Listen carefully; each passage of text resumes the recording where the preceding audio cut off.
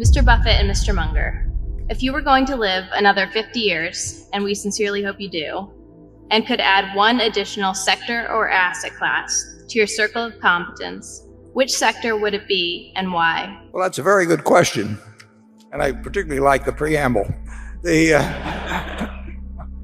You would certainly pick a sector that's large, because it isn't going to make any difference to Berkshire if we get to be experts on some tiny little industry or business.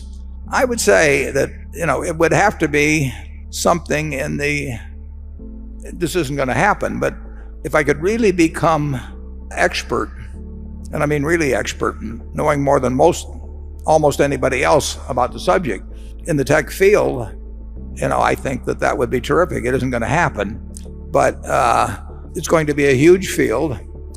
There are likely to be, a few enormous winners, a lot of disappointments, so that the ability to pick the winners is far disproportionate to the ability to pick the winners, we'll say, among major integrated oil companies, where they're sort of all equated in price. And you're not going to have a big edge in trying to pick Chevron against Exxon, against Continental, and Occidental, and you name it. But the degree of disparity in results among larger tech companies in the future is likely to be very, very dramatic.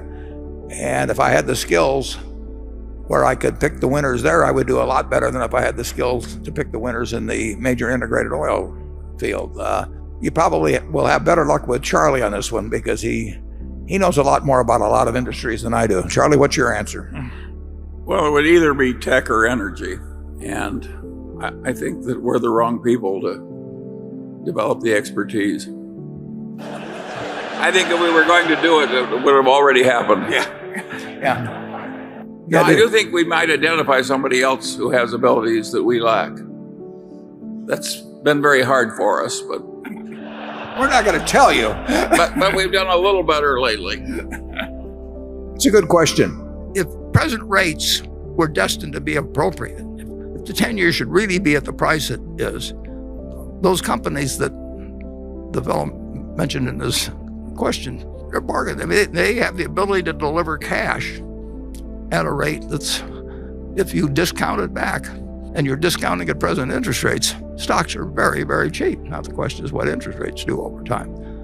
But there's a view of what interest rates will be based in the yield curve out to 30 years and so on. It's a fascinating time. We've never really seen what shoveling money in on the basis that we're doing it on a fiscal basis while following a monetary policy of something close to zero interest rates, and it is enormously pleasant. But in economics, there's one thing always to remember: you can never do one thing. You always have to say, and then what? And we're sending out huge sums. I mean, the President said it on Wednesday, 85% of the people we're going to get a $1,400 check, or 85%. And a couple of years ago, we were saying 40% of the people never could come up with $400 of cash. So we've got 85% of the people getting those sums.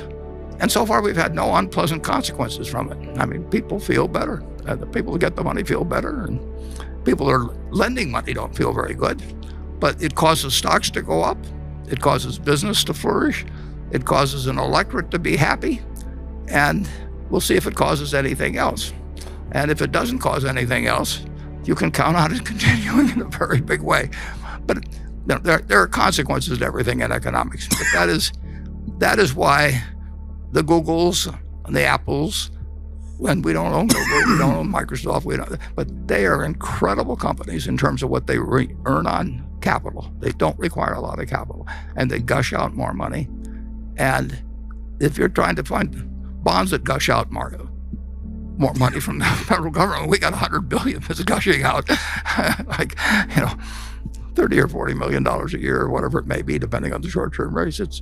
So that puts the pressure on, which is exactly, of course, what the monetary authorities want done. I mean, they're pushing the economy and they're doing it in Europe, even more extreme. And they're pushing, and we're aiding it with fiscal policy, and people feel good, and people have become numb to numbers. Trillions don't mean anything to anybody. And $1,400 does mean something to them. So we'll see where it all leads. But Charlie and I consider it the most interesting movie by far we've ever seen in terms of economics, don't we, Charlie? Yes, and the professional economists, of course, have been very surprised by what's happened. It reminds me of what Churchill said about Clement Attlee. He said he was a very modest man and had a great deal to be modest about. And that's exactly what's happened with the professional economists. They were so confident about everything. And it turns out the world is more complicated than they thought.